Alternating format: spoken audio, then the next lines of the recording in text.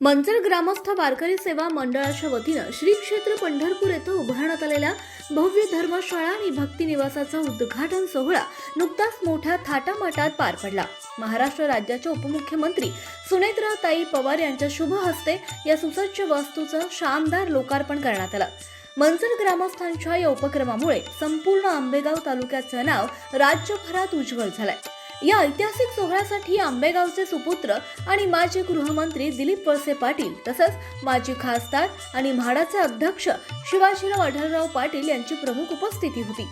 तालुक्याच्या विकासात मोठे योगदान देणाऱ्या या दोन्ही दिग्गज नेत्यांमुळे सोहळ्याची शोभा अधिकच वाढली। यासोबतच राजकीय, सामाजिक आणि आध्यात्मिक क्षेत्रातील अनेक मान्यवर उपस्थित होते। पंढरपूरमध्ये उभारण्यात आलेली ही भव्य धर्मशाळा आषाढी कार्तिकी वारीसह इतर वेळी येणाऱ्या भाविकांच्या राहण्याची आणि विश्रांतीची उत्तम सोय करणार आहे।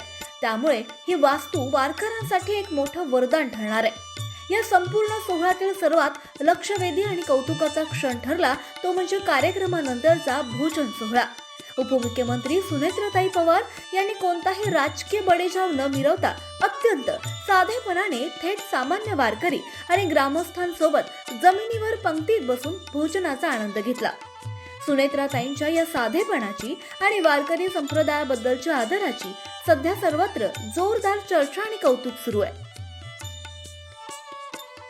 मुख्य संपादक अय्यूब शेख, मंचर।